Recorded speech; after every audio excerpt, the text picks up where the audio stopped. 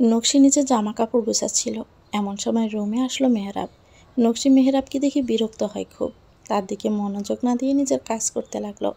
মেহরাব হঠাৎ করে নকশির হাত ধরে নেয়। নকশি রাগান্বিত স্বরে বলল, আমার হাত ধরেছেন কেন?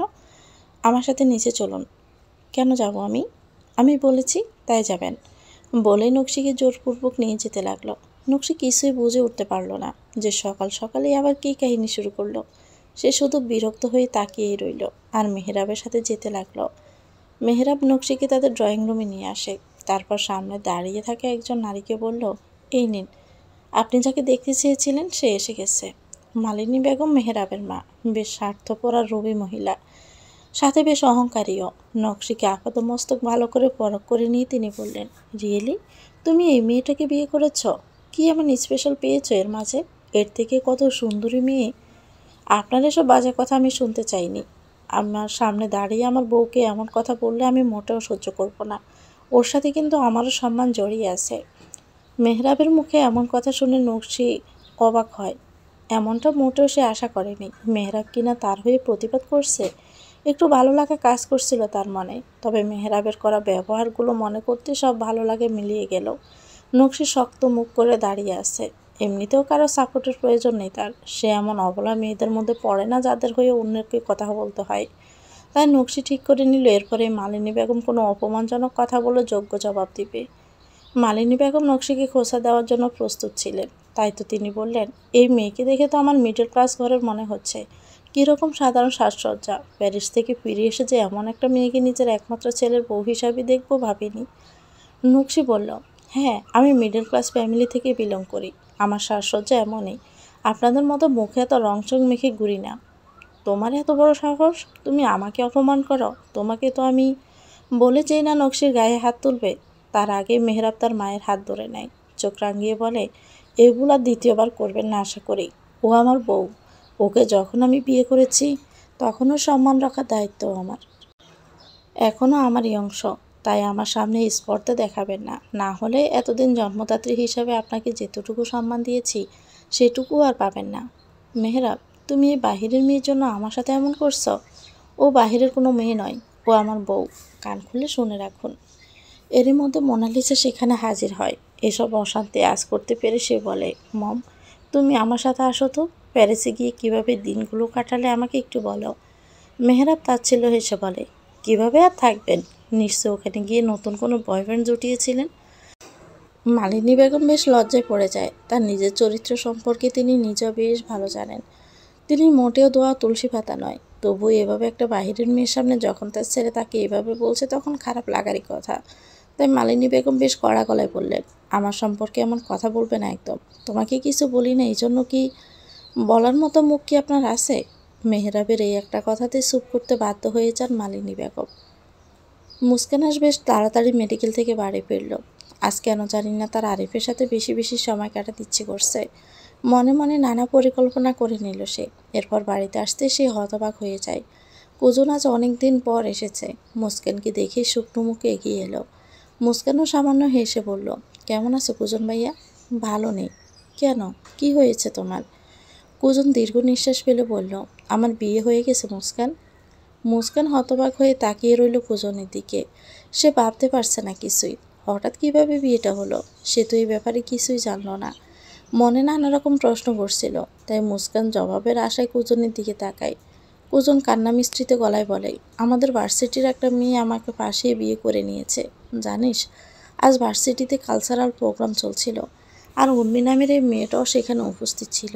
উর্মি আগে থেকে আমাকে পছন্দ করতো, অনেকবার প্রপোজও করেছিল, কিন্তু আমি ফিরিয়ে দিয়েছি। আজ হঠাৎ করে ও আমাকে কিছু জরুরি কথা বলার জন্য নিরিবিলি জায়গায় ডাকে।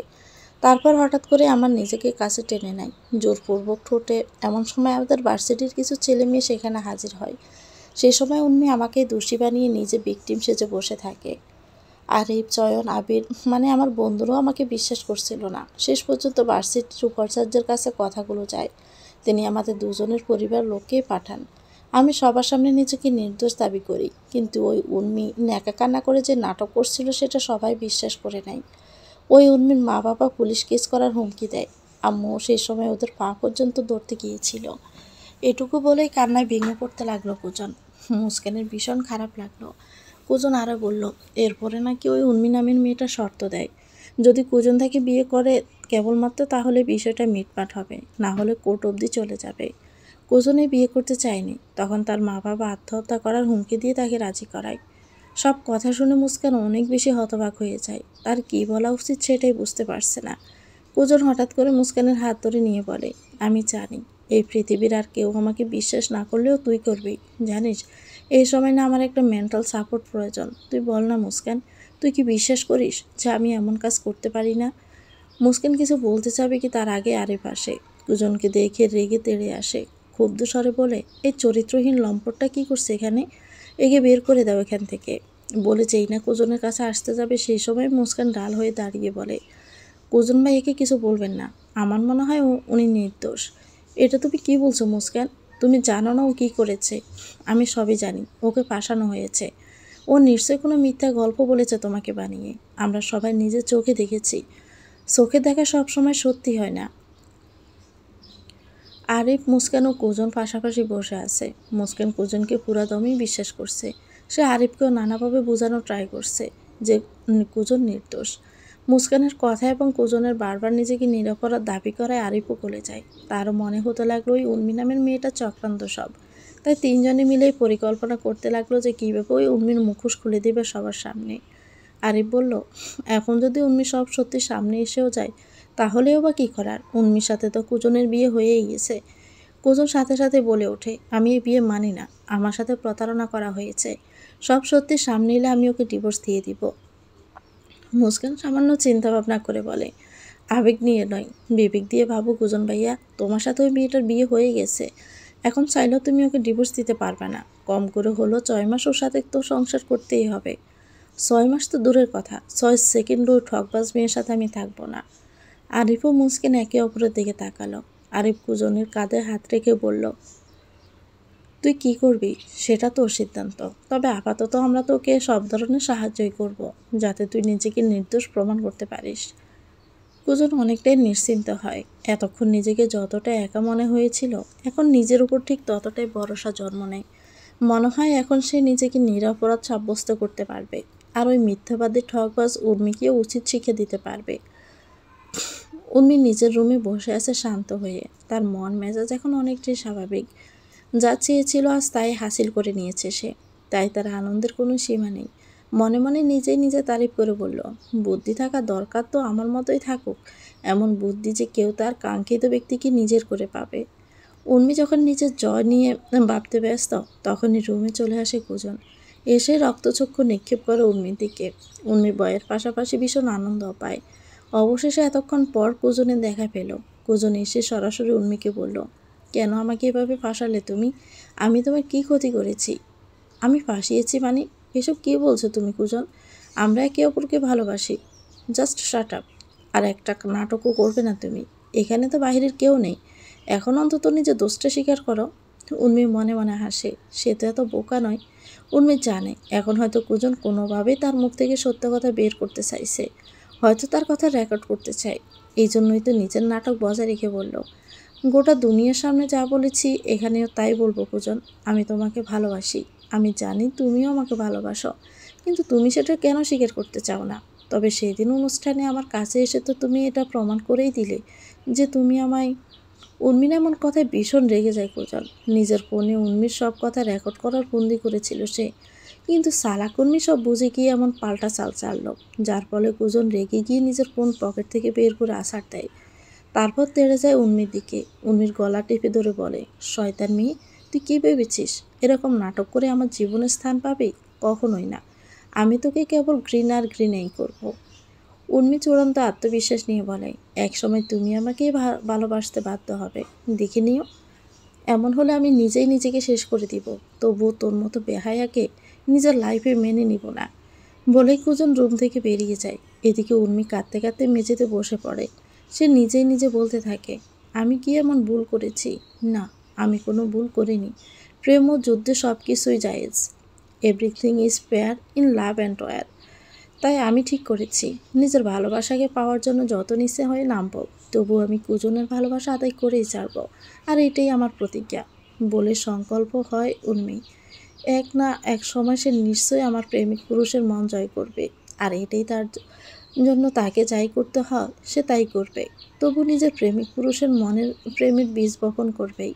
উর্মি নিজের চোখের জল মুছে নিল, আয়নার সামনে দাঁড়িয়ে বলল, এবার গোটা দুনিয়া সবাই দেখবে একটা মেয়ে প্রেমে পাগল হয়ে গেলে কতটা নিচে নামতে পারে, কতটা টেম্পারেট হতে পারে কাউকে পাওয়ার জন্য। কোজন বেলকুনিতে বসে সিগারেটে ফু দিতে ব্যস্ত। ভীষণ বিরক্ত লাগছে আজ তার। হঠাৎ করে জীবন এভাবে বদলে যাওয়ার কারণ সে মোটেই ভালো নেই। বিশেষ করে উর্মি মেয়েটাকে নিজের চারপাশে একদমই সহ্য হচ্ছে না। এজন্য চেষ্টা করছে যথাসম্ভব দূরে থাকার। হঠাৎ করে উর্মি বেলকুনিতে এসে কোজনকে সিগারেট খেতে দেখে নাকে হাত দিয়ে বলে, চিচি, তোমাকে তো আমি ভদ্র ছেলে ভেবেছিলাম কোজন, আর তুমি কিনা সিগারেট খাও। চুপ করো, তোর জন্য আমাকে এই বদভ্যাস বেছে নিতে হয়েছে। জীবনে সে সিগারেট ছুঁইনি, আজ তোর জন্য ইচ্ছে করছে তোকে জানে মেরে দেই, তবু বোধ হয় আমার রুহ শান্তি পাবে না। তোমার আমাকে জানে মারতে হবে না কুজন, যখন সময় হবে দেখবে আল্লাহ ঠিকই আমার জান কবজ করে নিবে, তখন আবার তুমি আফসোস করো না। আফসোস মাই ফুট, তুমি মরে গেলে আমি আরও আল্লাহর কাছে লাখো শুকরিয়া আদায় করব। উর্মির বুকে চিনচিনে ব্যথা অনুভব হলো। তার ভালোবাসার মানুষ কিনা তার মৃত্যু কামনা করছে। ব্যাপারটা ভীষণই বেদনাদায়ক। উর্মির বুক ছেড়ে দীর্ঘ নিঃশ্বাস বেরোলো। সেও আল্লাহর কাছে প্রার্থনা করে বলল, আল্লাহ, কুজনের এই দোয়া তুমি কবুল করে নাও। এতটা ঘৃণা নিয়ে আমি সত্যি বাঁচতে চাই না। হ্যাঁ, আমার পন্থাটা হয়তো ভুল ছিল, কিন্তু ওর প্রতি আমার ভালোবাসাটা মোটেও ভুল ছিল না। আমি ওকে সত্যি ভীষণ ভালোবাসি, তাই তো নিজের আদর্শের বিরুদ্ধে গিয়ে এত নিচে নামলাম শুধু ওকে পাওয়ার জন্য।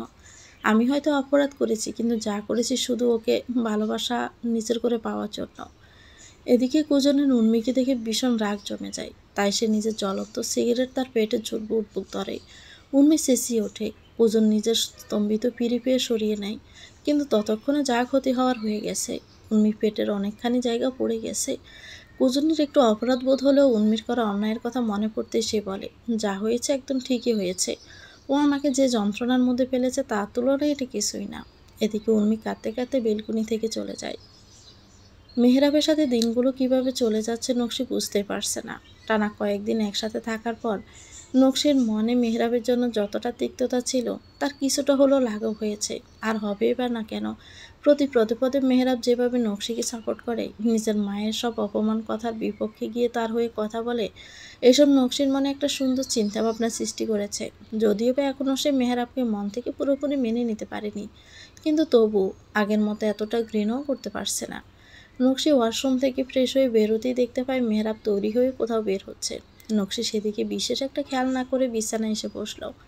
বিছানায় বসতে না চাইতে তার নজর চলেছে মেহরাবের দিকে। মেহরাব এমনিতেই যথেষ্ট সুদর্শন, উপরন্তু যখন ড্রেসিং টেবিলের সামনে সাজছিল তখন তাকে আরও বেশি আকর্ষণীয় লাগছিল। নকশি বুঝতে পারছিল না এটা কি হচ্ছিল তার সাথে। মনে মনে নিজেই নিজেকে তিরস্কার করে বললে, এর সময় আমি কী ভাবছি?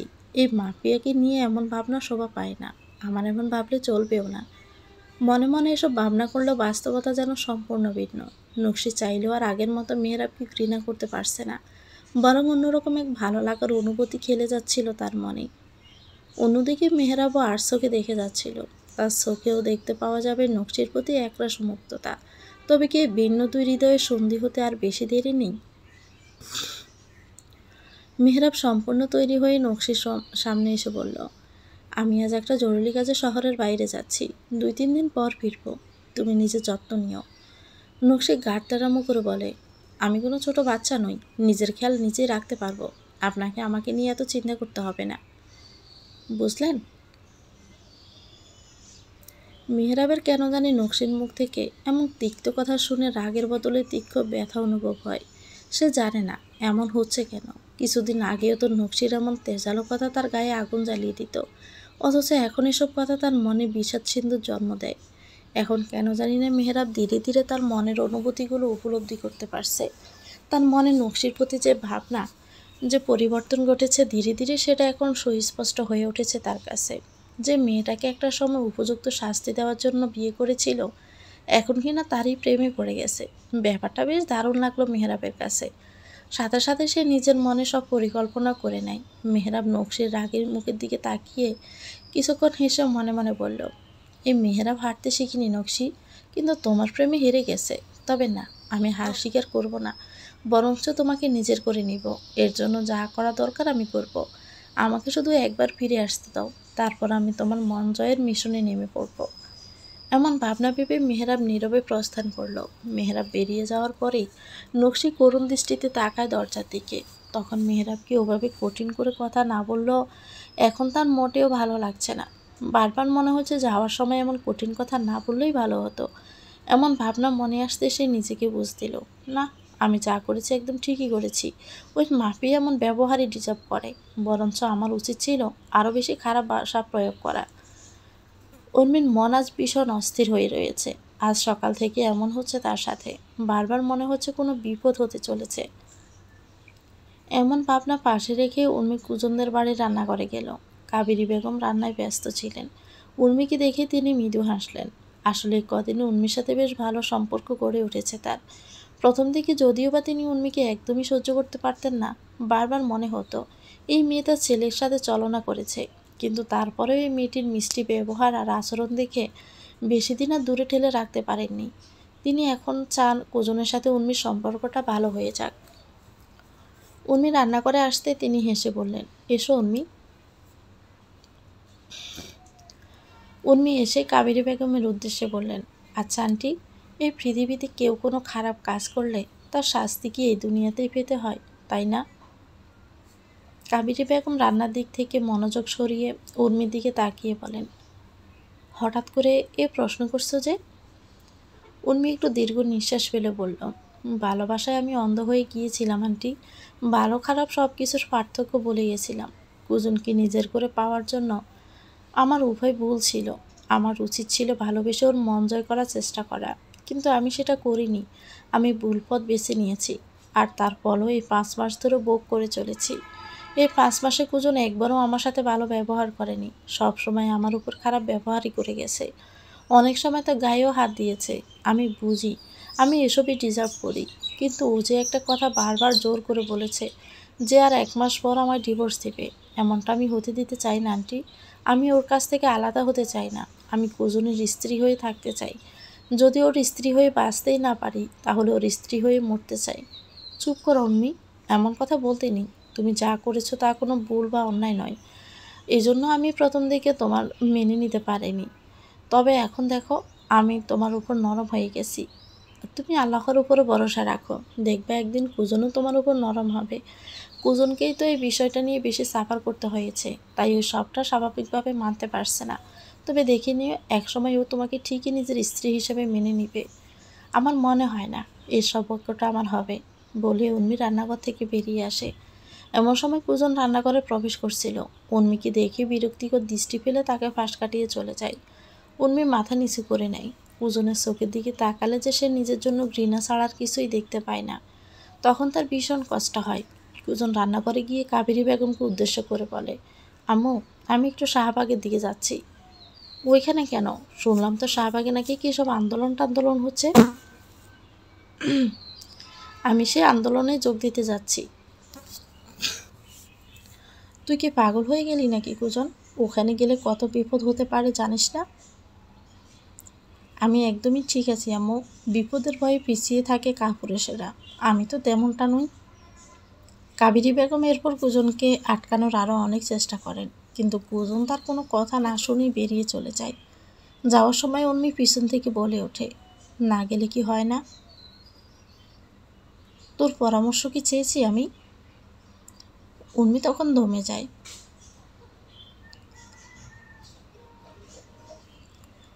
বিকেল 4:46 বাজে। টিভি খুলে বসতে উর্মি ব্রেকিং নিউজে দেখল শাহবাগে আন্দোলনকারীদের উপর পুলিশের হামলা, এমনকি উপর মহল থেকে নাকি গুলি করারও আদেশ দেওয়া হয়েছে। এই নিউজটা দেখে উর্মির প্রাণ কেঁপে উঠল। মনে পড়ে গেল কুজনের কথা। কুজনের কথা ভেবে দুশ্চিন্তা হলো খুব। উর্মি আর থাকতে পারল না। নিউজটা দেখে ছুটে বাড়ি থেকে বের হয়ে গেল।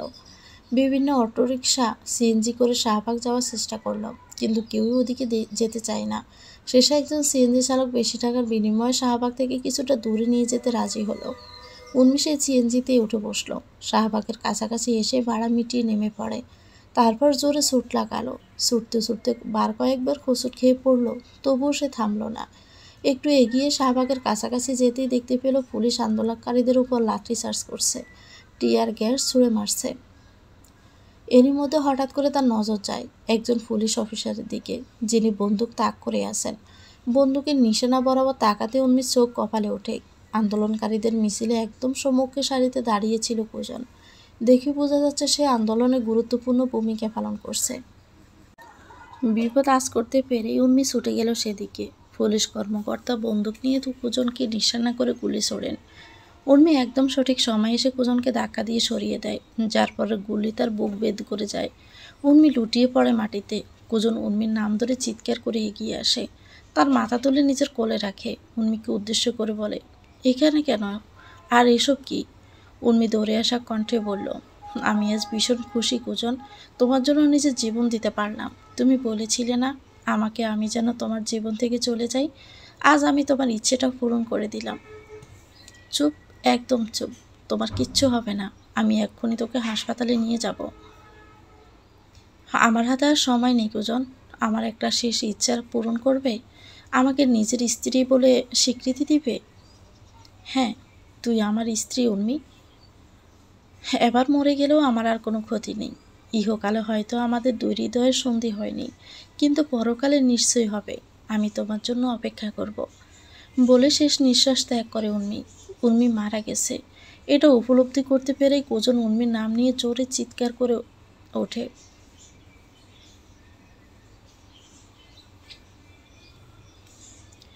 নকশি কয়েকদিনে মেহরাবকে খুব মিস করতে লাগলো। আগে যে লোকটাকেও পছন্দ করতো না, এখন তার বিরহে প্রচণ্ড রকম যন্ত্রণা দিচ্ছে। নকশি একটা দীর্ঘ শ্বাস ফেলল, তারপর চোখ দুটো বন্ধ করলো। কিন্তু কি আশ্চর্য, তার চোখে বেশি উঠল মেহরাবের চেহারা। নকশি নিজেও বুঝতে পারলো না এটা কি হলো তার সাথে। তবে সেও কি ওই মেহরাব মাফিয়ার প্রেমে পড়ে গেল? ভাবতে নকশির মন কেমন জানি করতে লাগলো। সত্যিটা মন মানতেই চায় না যেন। সামান্য পরিমাণে শ্বাস নিয়ে সে বলল, না, আমি আর এসব নিয়ে ভাববো না। যতই ওনাকে বলার চেষ্টা করি না কেন, আরও বেশি মনে পড়ে যায়। এমন করে চলতে থাকলে তো আমি ওনার প্রেমেই পড়ে যাব। কথা বলতে গিয়ে থেমে যায় নকশি। তার মুখে লাজুক হাসি দেখা যায়। নকশি আবার স্বীকারোক্তি করতে বাধ্য হয় যে সে মেহরাবের প্রেমে পড়ে গেছে। আরিফ ও মুস্কান উর্মির জানাজা শেষে বাড়ি ফিরল। দুজনে কুজনকে অনেক সান্ত্বনা দিয়েছে নিজেকে ঠিক রাখার। তবে তারা বুঝতে পারছে কুজনের মনের অবস্থা এখন খুব একটা ভালো না। অবশ্য ভালো না হওয়ারই স্বাভাবিক। যা সব ঘটে গেল তাতে যে কারোরই মন খারাপ হবে। কুজন এখন কি যে ঝক্কির মধ্যে দিয়ে যাচ্ছে, তার মধ্যে কি চলছে তা বোঝাই যায়। তবুও মুস্কান বাড়ি ফিরে কুজনের জন্য হা হুতাশ করতে লাগলো। এরই মধ্যে হঠাৎ সে নিজে মাথা ঘুরে পড়ে যায়। আরিফ চিন্তায় পড়ে গেল। সাথে সাথে মুস্কানকে নিয়ে রুমে যায়। ফোন করলো ডাক্তারকে। ডাক্তার এসে চেক আপ করে বললেন, একটা খুশির সংবাদ আছে, আপনি বাবা হতে চলেছেন। কি খবর? আপনি বাবা হতে চলেছেন। আরিফের মনে যেন খুশির হাওয়া বয়ে যায়। এত খুশির খবর সে পাবে সেটা সে কল্পনাও করেনি। মুস্কানও ততক্ষণে জ্ঞান ফিরে আড়মোড়া ভেঙে উঠে পড়ে। আরিফ মুস্কানকে জড়িয়ে ধরে বলে, মুস্কান, আমাদের জীবনে নতুন অতিথির আগমন করতে চলেছে। আমরা মা বাবা হতে চলেছি। মুস্কান কথাটা শুনে খুব একটা খুশি হতে পারল না। তবে আরিফের মুখ রাখতে মেখে হাসি হাসে। তবে মনে মনে বলে, আমি কিভাবে এখন বাচ্চা নিতে পারি? কেবল আমার মেডিকেলের প্রথম বর্ষ চলছে।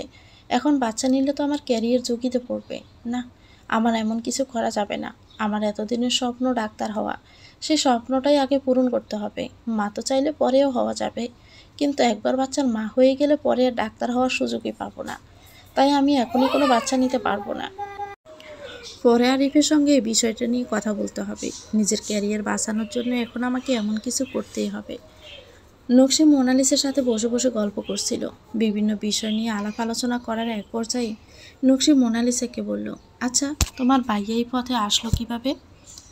ভাইয়া কিভাবে মাফিয়া হলো সেটাই তো জানতে চাইছো? হ্যাঁ, আমি সেটাই জানতে চাইছি। আসলে আমাদের দুজনের বাবা ছিলেন একজন কুখ্যাত সাধারণ ব্যবসায়ী, ভীষণ সৎ একজন মানুষ। তিনি একদমই সাধারণ জীবনযাপন করতে পছন্দ করতেন, কিন্তু আমরা সেরকম ছিলাম না। আমি আর মম সব সময় আরামসর জীবনযাপন চাইতাম।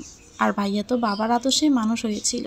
ভাইয়া সব সময় বলতো বড় হয়ে অনেক বড় পুলিশ অফিসার হবেন, আর সেই সব প্রস্তুতিও নিচ্ছিলেন। ভাইয়া অনেক মেধাবী ছাত্র ছিল, পড়াশোনা কমপ্লিট করে পুলিশে জয়েন করার প্রস্তুতি নিয়েও ফেলেছিল। কিন্তু এমন সময় আব্বু এক মাফিয়ার বিরুদ্ধে সাক্ষী দেওয়ায় সে তাকে মেরে ফেলল, তাও ভীষণ জঘন্যভাবে মেরে, আর গোস্ত কেটে টুকরো টুকরো করে কুকুরকে খাওয়ালো। কোনো ছেলে বাবার এমন অবস্থা মেনে নেওয়া সম্ভব না। ভাইয়াও পারেনি। প্রতিশোধের নেশা বেশি ওঠে তার মধ্যে, কিন্তু বললেই তো আর এমন বড় লোকের বিরুদ্ধে রুখে দাঁড়ানো যায় না। ভাইয়া আইনের সাহায্য নিতে চায়, কিন্তু পুলিশ ওই বড় মাফিয়ার ভয়ে কিছু করতে পারেনি। মাফিয়া টাকা দিয়ে সব ম্যানেজ করে নিয়ে মিথ্যে গল্প বাঁধে। এই ঘটনায় ভাইয়ার জীবন বদলে দেয়। ভাইয়া মনে করে আইন নেই, সততা এসব ভুয়া। তাই তো সে ন্যায় বলে প্রতিশোধের জন্য অন্যায়ের পথ বেছে নেয়। ওই মাফিয়ার উপর প্রতিশোধ নিতে নিজেও অন্ধকার জগতে প্রবেশ করে।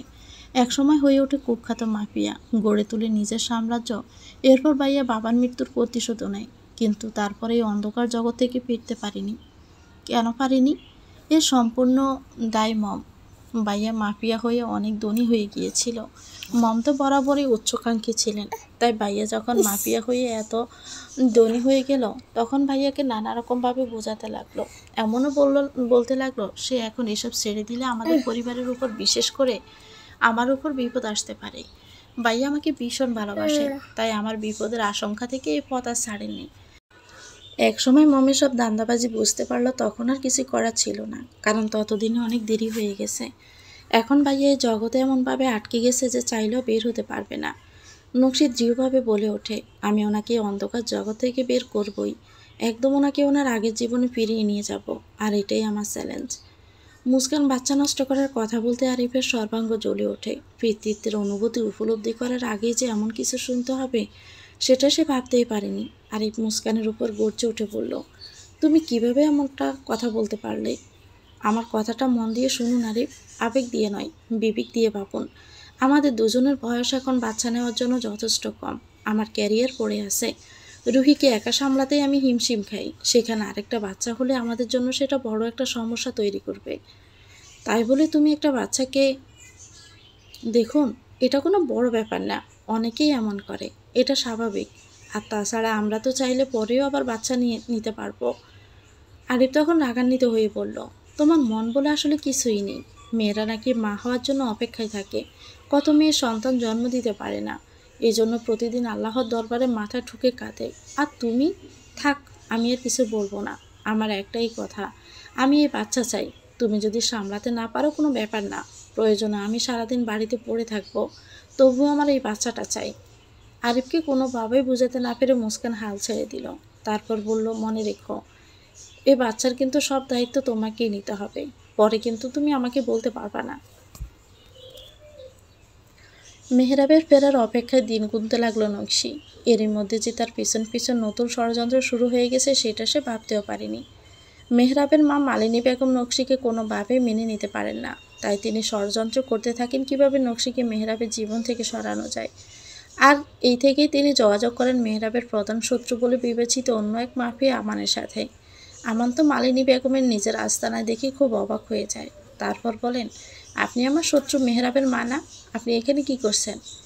মালিনী বেগম সামান্য হেসে বলেন, তোমার মনে আছে কি না আমি জানি না, কিন্তু তুমি একসময় আমার কাছে জানতে চেয়েছিলে মেহরাবের কোনো দুর্বলতা আছে কি না, আর এটা বলার বিনিময়ে আমাকে অনেক টাকাও অফার করেছিলে।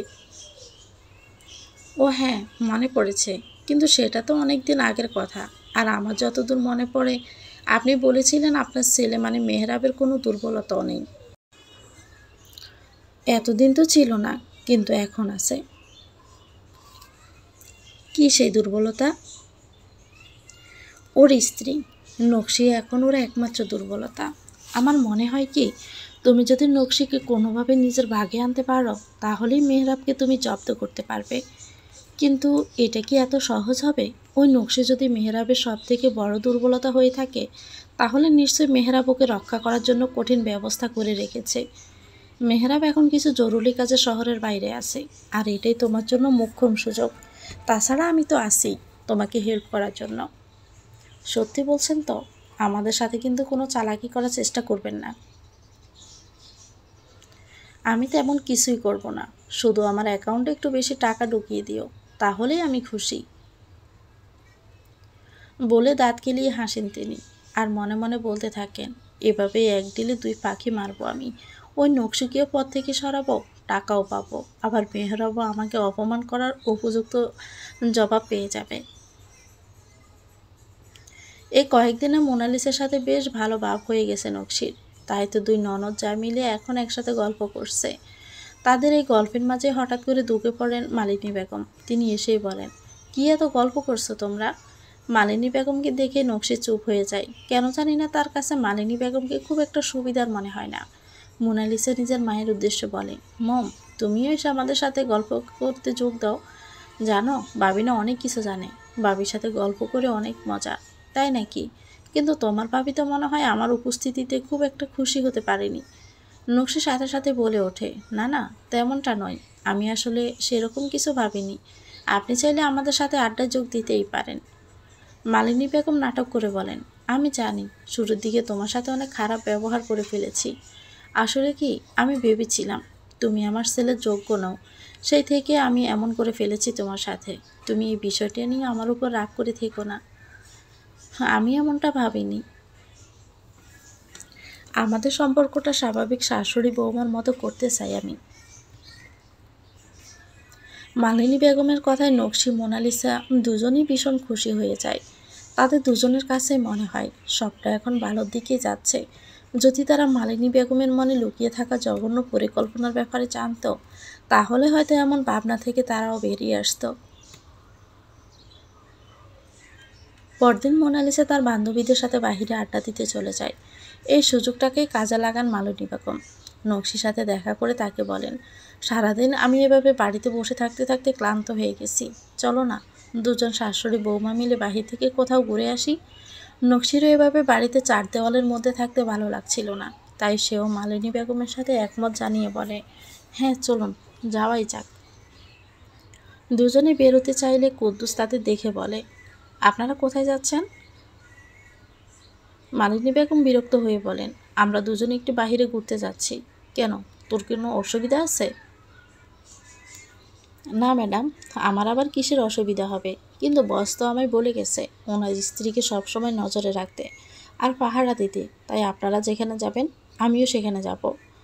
তোকে আমাদের সাথে আসতে হবে না কুদ্দুস। আমরা দুজন শাশুড়ি বৌমা একটু ঘুরতে যাব, সেখানেও গার্ড থাকবে। এটা একদমই ভালো লাগবে না। নকশি, তোমার কি ভালো লাগবে? নকশিও এটা ভালো লাগে না। তাই সে বলল, হ্যাঁ, আমিও চাই না আপনি আমাদের সাথে আসুন। আমরা দুজনেই একসাথে যাব। কিন্তু মেহরাব স্যার তো। মালিনী বেগম বলেন, ওকে আমি ম্যানেজ করে নিব। কুদ্দুস আর কোনো বাধা প্রদান করে না।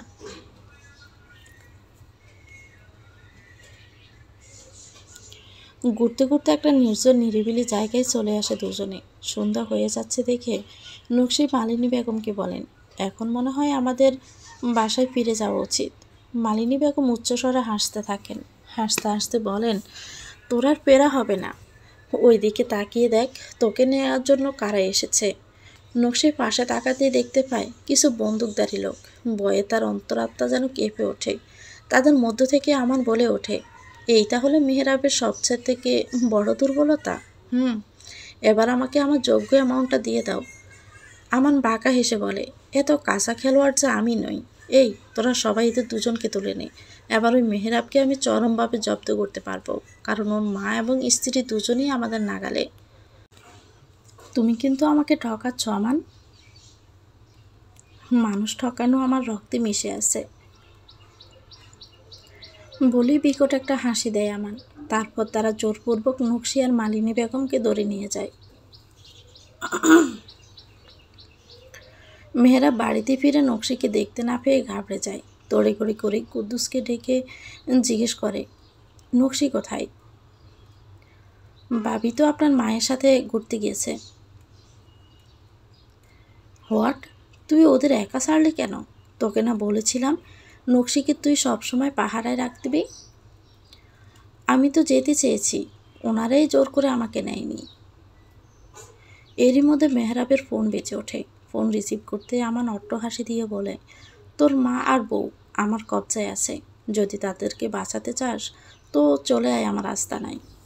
ইউ কাওয়ার্ড, ওদের কোনো ক্ষতি হলে আমি কিন্তু তোকে ছেড়ে দিব না। চিন্তা করিস না, ওদের কিছুই করব না। তার বিনিময়ে তোকে নিজেকে সারেন্ডার করতে হবে। বলে আমার ফোন রেখে দেয়। নকশি চিৎকার করে বলে ওঠে, একবার শুধু মেহরাবকে আসতে দে, তারপর তোদের সবাইকে উচিত শিক্ষা দিয়ে দিবি দেখিস। আমান অট্টহাসিতে পেটে পড়ে বলে, আজ আমি তোদের সবাইকে জাহান্নামে পাঠানোর ব্যবস্থা করব, তুই শুধু দেখে যা।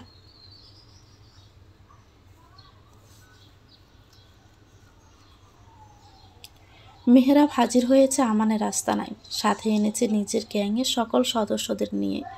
মেহরাব আজ আমানকে দেখিয়ে দিতে চায় মৌসাকে ডিল মারলে তার পরিণাম কতটা ভয়াবহ হতে পারে। কিন্তু আমানের আস্তানায় এসে সে হতবাক হয়ে যায়, কারণ পুরো জায়গাটা ফাঁকা ছিল। রাগে মেহরাবের হাত পায়ের রক টনটনে হয়। এই মুহূর্তে আমানকে হাতের নাগালে ফেলে যে সে কী করতো নিজেও ভালো জানে না। মেহরাবের এমন ভাবনার মধ্যে তার ফোনে কল দেয় আমান। মেহরাব ফোনটা রিসিভ করে চিৎকার করে বলে ওঠে, কুত্তার বাচ্চা, কোথায় তুই? কুল কুল মাই ডিয়ার এনিমি, এত উত্তেজিত হতে নেই, এত উত্তেজনা হার্টের জন্য ভালো না। শোন, আমার মা ও স্ত্রীর গায়ে যদি একটা আসর পড়ে, বিলিভ মি, আমি তোকে একদম শেষ করে দিব। তোর মা আর বউয়ের কিছুই হবে না, কিন্তু সেই জন্য তোকে আমার কথা মতো কাজ করতে হবে।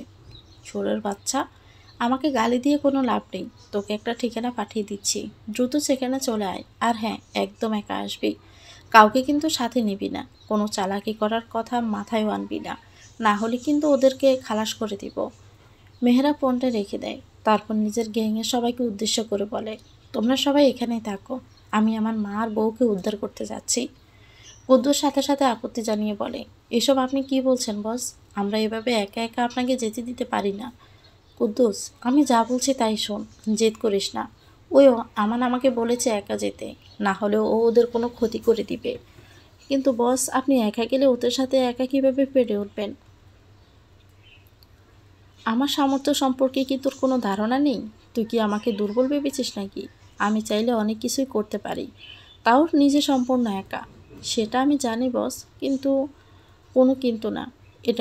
এটা আমার একার লড়াই, আর আমি একাই ওদের সাথে লড়বো।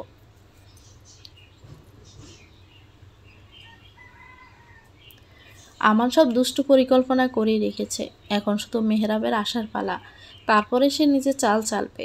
এতদিনে নিজের চিরশত্রুকে যোগ্য জবাব দিতে পারবে ভেবে আনন্দে নেচে উঠল আমানের মন। তার গ্যাংয়ের একজন সদস্য এসে তাকে খবর দিল, বস, ওই মেহরাব এদিকেই আসছে। আমার নিজের হাতে একটি রিভলভার নিয়ে অট্টহাসি দিয়ে বলে, আসতে দে ওকে, আজই ওর শেষ দিন হবে। এরই মধ্যে মেহরাব প্রবেশ করে আমানের ডেরায়। সে এসে হুঙ্কার দিয়ে বলে ওঠে, আমান, কাপুরুষ, কোথায় তুই? আমান মেহরাবের সামনে উপস্থিত হয়, বিকট হেসে বলে, এই তো ডিয়ার, এখানে আমি। তোকে তো আমি। বলেই মেহরাব আমানের কলার চেপে ধরে। আমান কলার ছাড়িয়ে নিয়ে বলে, একদম বাড়াবাড়ি করবি না কিন্তু, না হলে তোর মা আর বউ মরবে। মেহরাব সরে আসে, চোখ বন্ধ করে জোরে নিঃশ্বাস নিয়ে নিজের রাগ নিয়ন্ত্রণ করার চেষ্টা করে। মুস্কান আজ মেডিকেলে যেতেই দেখতে পায় গাইনি বিভাগের সামনে বেশ জটলা। সে এগিয়ে যেতেই দেখতে পায় একজন মহিলা বেশ কান্নাকাটি করছেন। তাকে সামলানোর চেষ্টায় ব্যস্ত তার পরিবারের সদস্যরা। মুস্কান ব্যাপারটা ঠাউর করতে পারে না।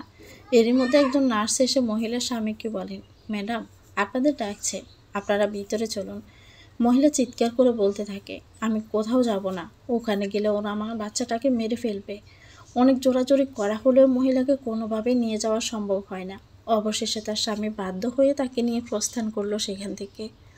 জট কাটতে মুস্কান সে নার্সের কাছে গিয়ে বলল, কি হয়েছিল এখানে? ওই মহিলা এমন রিয়েক্ট করছিল কেন? আসলে ওনার প্রেগনেন্সিতে কিছু সমস্যা দেখা দিয়েছে, যার ফলে সন্তান জন্ম দেওয়ার ফলে ওনার মৃত্যুর ঝুঁকি আছে।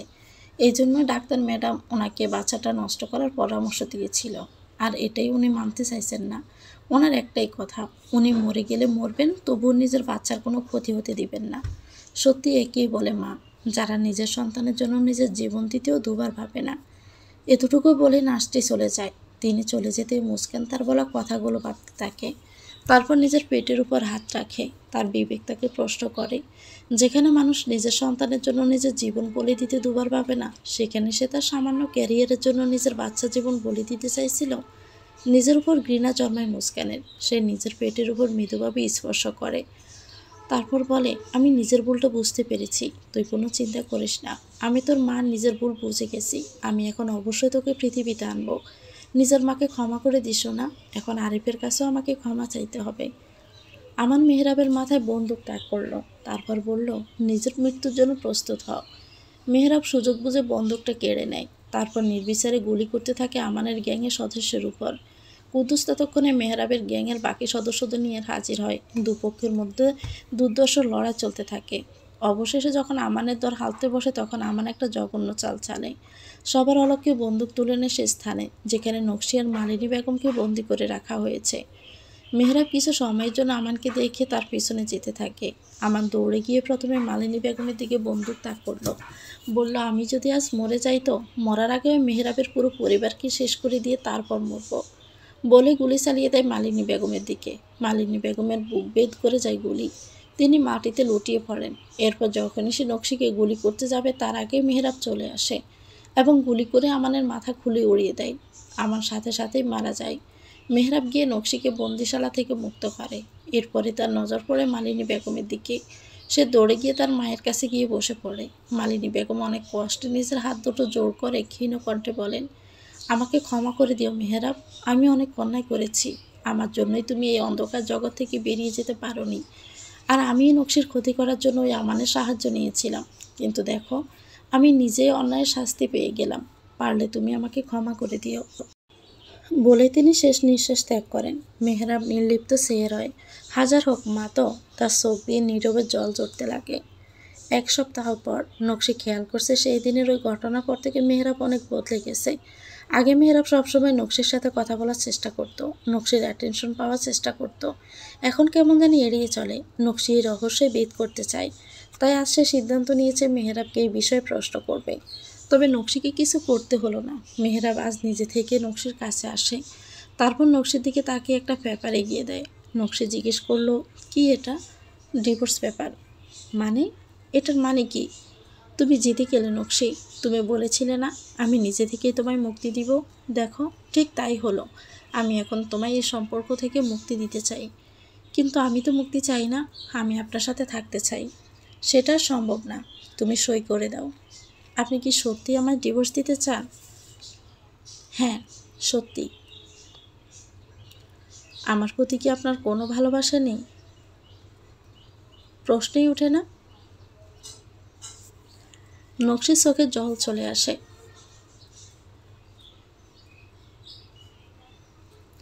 মেহরাব নকশির দিকে ডিভোর্স পেপারটা এগিয়ে দিলে সে নিজের বুকে পাথর চেপে ডিভোর্স পেপারটা হাতে তুলে নেয়। সাফা আর্তনাদ আড়ালে রেখে সামান্য হাসার চেষ্টা করে। মিলিয়ে আসা কণ্ঠে বলে, আমি আপনাকে ডিভোর্স দিতে চাই না, কিন্তু বেহায়ার মতো জোর করে আপনার জীবনেও পড়ে থাকতেও আমি পারবো না। আজ আমি আপনাকে কথা দিচ্ছি, আর কখনোই আপনার কাছে আমি ফিরবো না। চলে যাব এখান থেকে। কিন্তু প্লিজ, আপনি আমাকে ডিভোর্স দিতে চাইবেন না। আমি আজীবন আপনার স্ত্রী হয়েই থাকতে চাই। মেহরাব হঠাৎ অস্থির হয়ে উঠল। শক্ত সামর্থ্য পুরুষটির বুকে উথাল পাথাল জ্বর উঠল। নকশির প্রতি তৈরি হওয়া অনুভূতিগুলো তাকে করে দিল দুর্বল। তবে সে নিজের গাম্ভীর্য বজায় রাখল। ভেঙে যেতে দিল না নিজেকে, বরঞ্চ কিছু কঠিন কথা ছুড়ে দিল নকশির দিকে। বেশ ব্যঙ্গাত্মক স্বরেই বলল, তুমি তো খুব বড় মুখ করে বলেছিলে আমাকে তোমার সহ্য হয় না, আমার সাথে তুমি থাকতে চাও না, আমাকে নাকি ডিভোর্স দিতে বাধ্য করবে এই চ্যালেঞ্জও দিয়েছিলে। তাহলে এখন যখন আমি তোমায় জিতিয়ে দিতে চাইছি তখন কেন পিছুপা হচ্ছ তুমি? নকশি পুনরায় হাসল, মলিন সে হাসি। এই মলিন হাসি দিয়েই সে বলল, সবসময় কেন জিততে হবে? ধরুন এবার আমি হেরে গেলাম, হেরে গিয়েও জিতে গেলাম। বলে মেহরাবের সামনে থেকে চলে আসতে নাই। নিজের চোখের কোণে জমে থাকা জলগুলো মুছে নেয় সন্তর্পণে। নিজের কিছু জামা কাপড় আর জরুরি জিনিস গুছিয়ে নেয়। বের হয়ে যাওয়ার প্রস্তুতি নেয়। যাওয়ার পূর্বে দেখা করে মেহরাবের দিকে। মেহরাবের উদ্দেশ্যে বলে, আপনার কাছে একটা অনুরোধ করব। নির্লিপ্ত আবেদন পেরাতে পারল না মেহরাব। শান্তভাবে বলল, যা বলার বলো। আপনি তো নিজেই আমাকে এখানে নিয়ে এসেছিলেন, আজ আমাকে আবার আমার বাসায় রেখে আসবেন প্লিজ। আমি পারবো না। ধরে নিন এটা আমার আপনার কাছে চাওয়ার শেষ ইচ্ছা। আর ফেরাতে পারল না মেহরাব। তখন বলল, আচ্ছা ঠিক আছে, চলো। মেহরাব ও নকশি বেরোতে যাবে এমন সময় মোনালিসা দৌড়ে সেখানে চলে আসে। নকশিকে এভাবে ব্যাগপত্রে নিয়ে বেরোতে দেখে প্রশ্ন করল, তোমরা কোথায় যাচ্ছ? নকশি তখন বলে দিল, হ্যাঁ, আমি আজ চিরকালের জন্য বিদায় নিচ্ছি। ভালো থেকো মোনালিসা। মোনালিসা তখন হতবাক হয়ে যায়, মেহরাবের দিকে তাকিয়ে বলল, ভাবি এসব কি বলছে ভাইয়া? তুমি কোথায় রেখে আসছো ভাবিকে? ও একদম ঠিক বলেছে, আমি ওকে ওর বাসায় রেখে আসতে যাচ্ছি। তুমি এটা কিভাবে করতে পারো ভাইয়া? আমি এমনটাই করব। আমি ওকে কখনোই পছন্দ করতাম না। এতদিন ওকে শিক্ষা দেওয়ার জন্যই রেখেছিলাম। আমি কি এই দিনটার জন্যই অপেক্ষা করেছিলাম, যেদিন ও আমাকে ভালোবাসবে? আর সেই দিন এসে গেছে, আমার সংকল্প পূরণ হয়েছে। তাই আমার আর প্রয়োজন নেই ওকে। মোনালিসা হতবাক হয়ে যায়। নকশির মধ্যে কোনো ভাবান্তর লক্ষ্য করা গেল না, বরং সে মোনালিসাকে বলল, তুমি আর এই নিয়ে কথা বাড়িও না মোনালিসা, নিজের খেয়াল রেখো। বলে সে বাইরের দিকে পা বাড়ালো। মোনালিসা ঘৃণা ভরা দৃষ্টিতে নিজের বাইরের দিকে তাকিয়ে বলল, আই হেট ইউ ভাইয়া, আই হেট ইউ। মম আমাদের ছেড়ে গেল, আজ তুমি ভাবিকে দূরে ঠেলে দিলে। দেখবে কিছুদিন পর আমিও তোমাকে ছেড়ে চলে যাব। তারপর তুমি একা তোমার এই সাম্রাজ্য ভোগ করো। এটাই ডিজার্ভ করো তুমি। কারো ভালোবাসা তুমি ডিজার্ভই করো না। বলে হনহন করে নিজের রুমের দিকে ছুটে যায় মোনালিসা। মেহেরাব হতাশ হয়ে তাকিয়ে থাকে। নকশিদের গ্রামের বাড়িতে এসে গাড়ি থামায় মেহেরাব। তারপর নকশিকে উদ্দেশ্য করে বলে, এসে গেছে তোমার বাড়ি, নেমে পড়ো। নকশি গাড়ি থেকে নামে। মেহেরাব নকশিকে আবারও বলে, এখানে দাঁড়িয়ে না থেকে নিজের বাড়িতে যাও। গো এহেড। আপনাকে একটা লাস্ট রিকোয়েস্ট করব। কি রিকোয়েস্ট? আপনি আগে থেকে নামুন। মেহরাব বিনা বাক্যে ব্যয় গাড়ি থেকে নামে। নকশি কোনো কিছু বলার সুযোগ না দিয়ে তাকে গভীর আলিঙ্গনে সিক্ত করে তোলে। এই পর্যায়ে আর শক্ত থাকতে পারে না। কাঁদতে কাঁদতে হেসকে উঠে যায় বেচারি মেয়েটার। নকশি শেষবারের মতো অনুরোধ করে বলে, প্লিজ আমাকে ছেড়ে যাবেন না। আমাকে নিজের লাইফের সামান্য একটু জায়গা দিলে কি খুব বেশি ক্ষতি হয়ে যাবে? মেহরাব দ্রুত নকশিকে নিজে থেকে দূরে সরিয়ে দিয়ে বলে, অনেক সমস্যা, আমি কখনোই তোমাকে চাইনি। বলে নিজের গাড়িতে উঠে বসে সে। গাড়ি স্টার্ট করার আগে পুনরায় একবার তাকায় নকশির দিকে। নকশি তো তার দিকে তাকিয়েছিল। তারপর গাড়ি স্টার্ট দিয়ে সেখান থেকে বিদায় নেয়। মুস্কান দফায় দফায় আরিফের সাথে কথা বলার চেষ্টা করে চলছে, কিন্তু আরিফ সামনে তাকে এড়িয়ে চলছে। অবশেষে মুস্কান আরিফকে আটকে দিয়ে বলে, আমার কিছু কথা শোনো প্লিজ। হ্যাঁ বলো, তোমার কি বলার আছে? আমি তোমার কাছে ক্ষমা চাইছি। ক্ষমা? আর তুমি? কিন্তু কেন? আমি সত্যি অনেক বড় ভুল করে ফেলেছি। আমার চিন্তাভাবনা এত নীচ ছিল, যার জন্য আমি সত্যি লজ্জিত। আমি এই বাচ্চাটা চাই আরিফ। আমি একটা সুখী ফ্যামিলি চাই। আরিফ আসমকে জড়িয়ে ধরে মুস্কানকে। সে বলে, আমি তোমার কাছ থেকে এটা শোনারই অপেক্ষায় ছিলাম মুস্কান। আমি জানতাম তুমি একটা না একটা সময় ঠিকই নিজের ভুলটা অনুধাবন করতে পারবে। এই ত্রুটিপূর্ণ মুস্কানকে যে তুমি নিজের লাইফে নিজের সুযোগ দিয়েছ, এতে আমি কৃতজ্ঞ আরিফ। ভুল সবাই করে, পারফেক্ট তো এই দুনিয়ার কেউই নয় মুস্কান। এরই মধ্যে যারা নিজেদের ভুলগুলোকে ফুল বানিয়ে নিজের জীবনটাকে সুন্দর বানাতে পারে, তারাই তো সফল। তুমিও সেরকম একজন। তাছাড়া তুমি তো আমার হৃদয়ে জায়গা করে নিয়েছ। তোমাকে সেই হৃদয় থেকে বের করা কি সম্ভব? মুস্কান লাজুক হাসে। এরই মধ্যে রুহি কেঁদে উঠলে তাকে কোলে তুলে নেয়। আরিফ মুস্কানের সুখী পরিবার যেন পূর্ণতা পায়। কয়েক মাস পর নকশি নিজের বাড়িতে বসে নিজের মায়ের সাথে পিঠা বানাচ্ছিল। শীতের হাওয়া বয়ে যাচ্ছে চারদিকে। শীতল হাওয়ায় মুগ্ধ চারপাশের সব কিছু। নকশি পিঠা বানিয়ে নিজের বাবার জন্য নিয়ে যাচ্ছিল। এমন সময় হঠাৎই এক বলিষ্ঠ দেহের সাথে ধাক্কা খায় সে। চোখ তুলে তাকাতে মেহরাবের হাস্যোজ্জ্বল মুখ দেখতে পায়। নকশি তাকে সম্পূর্ণ এড়িয়ে যেতে ধরে। মেহরাব নকশির হাতটা ধরে ফেলে। আসমকে কাছে টেনে নেয়। নকশি নিজেকে ছাড়ানো বৃথা চেষ্টা করে বলে, কি হচ্ছেটা কি? আপনি এখানে কেন এসেছেন? যে রমণী আমার হৃদয়ে স্থান নিয়েছে, যার সাথে আমার হৃদয়ের সন্ধি ঘটেছে, তাকে ফিরিয়ে নিতে এসেছি। আমি যাব না আপনার সাথে। আমার একটা আত্মসম্মান আছে না? যখন ইচ্ছে আমাকে দূরে সরে ফেলবেন, আবার যখন খুশি কাছে টেনে নেবেন, এমন তো হতে পারে না। আমার কথাটা শোনো, আমার কিছু সময় দরকার ছিল। তুমি আমার কাছে কতটা দামি, কতটা অমূল্য, তা বাসায় প্রকাশ করা সম্ভব না। চোখের সামনে নিজের মাকে মরতে দেখে তোমাকে হারানোর ভয় জন্ম নেয় আমার বুকে। সেই কারণেই তো তোমাকে সব বিপদ থেকে দূরে রাখতে এই সিদ্ধান্ত নিয়েছিলাম। তোমাকে প্রবল ভালোবাসার পরে তোমার থেকে দূরে থেকেছি। আমার এই আত্মত্যাগের সামান্য প্রতিদান দাও। চলো আমার সাথে। জানো, এই কয়েক মাস আমি দূরে সরে এসেছি সব রকম অপকর্ম থেকে। এটা এতটাও সহজ ছিল না, কিন্তু আমি পেরেছি। এখন তোমাকে আর মোনালিসাকে নিয়ে ঢাকা শহরে চলে যেতে চাই, সেখানে গিয়ে নতুন করে সংসার সাজাতে চাই। যাবে তো? নকশি মেহরাবকে আলিঙ্গন করে বলে, অবশ্যই। দুজনের মুখে তৃপ্তির হাসি, ভালোবাসা পরিপূর্ণতা পাওয়ার হাসি, দুই হৃদয়ের সন্ধির হাসি। তো ভিউয়ার্স, গল্পটির নাম হচ্ছে দুই হৃদয়ের সন্ধি। এটা গল্পের শেষ অংশ। গল্পটি কেমন লেগেছে অবশ্যই কমেন্ট করে জানাবেন। ভালো লেগে থাকলে একটি লাইক দিয়ে দিবেন। চ্যানেলটিকে সাবস্ক্রাইব করে আমাদের সাথেই থাকবেন। আল্লাহ হাফেজ। আসসালামু আলাইকুম।